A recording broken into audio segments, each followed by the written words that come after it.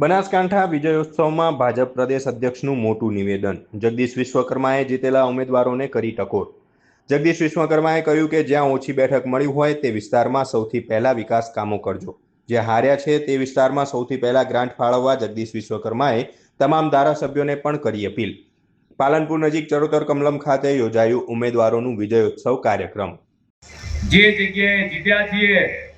ત્યાં પ્રજાનો આભાર માનના તો તમે જશો, અચૂકથી જજો, પણ જે જગ્યાએ કદાચ આપણને ક્યાંક સમર્થનમાં અથવા એ લોકો ક્યાંક ભરમાઈ ગયા છે, બનાસની પ્રજા ભોળી છે, ક્યાંક પેલા છેતરાવના લોકો છેતરી ગયા છે,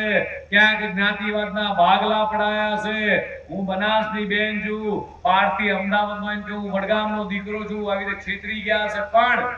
મારી બે હાથ જોડીને તમામે તમામ કાર્યકર્તાને, મારો બૂથ પ્રમુખ હોય, શક્તિ કેન્દ્રનો ઇન્ચાર્જ હોય, મંડળનો અધ્યક્ષ હોય, જિલ્લાના તમામ કાર્યકર્તાને વિનંતી છે, ધારાસભ્યને વિનંતી છે કે જે જગ્યાએ આપણને જન સમર્થનમાં ક્યાંક કદાચ ઓછું આવ્યું છે એમના ઘેર પહેલા જજો, એ મોહલ્લામાં પહેલા જજો, બજેટ ત્યાં પહેલા આપજો, ત્યાં સરકારી કામ માન્ય મુખ્યમંત્રીશ્રીને કહી સરકારી કામ પહેલા કરાવજો।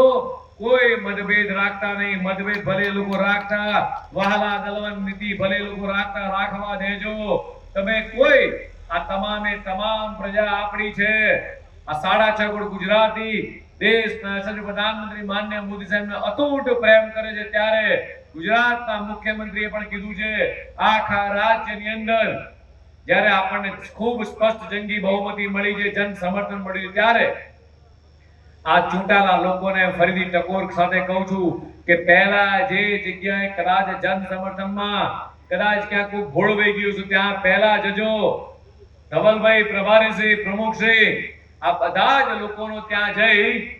અને આભાર માનજો કે કદાચ તમે આજે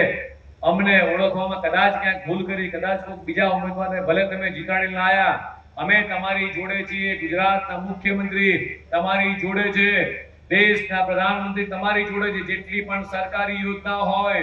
કિસાન સન્માન નિધિ હોય, આયુષ્માન કાર્ડ હોય, જેટલી પણ સરકારી યોજના છે, આ સરકારી યોજનાથી એક પણ બનાસકાંઠો નાગરિક વંચિત ના રહી જાય એની ચિંતા કરવાની જવાબદારી મારી સામે બેઠેલા લોકોની છે, ચૂંટાયેલા લોકોની વિશેષ જવાબદારી છે। પ્રવીણભાઈ, આપ પણ મંત્રી બન્યા છો, આ તમામ લોકોને એક કાન પકડીને નીચે સુધી લઈ જજો કે મારો કાર્યકર્તા ક્યારેય અભિમાનમાં આવે નહીં। ચૂંટાયેલા લોકો મારી વિનંતી છે કે જેટલા ચોપડાઓ મને સન્માનમાં મળ્યા છે, બનાસકાંઠાએ ગઈ વખતે પણ 1 લાખ ચોપડાથી સન્માન કર્યું, આ તમામે તમામ ચોપડાઓ એ પ્રજા સુધી દરેકે દરેક શાળાની અંદર એમનો આભાર માની બાળકોને ચોપડા આપજો।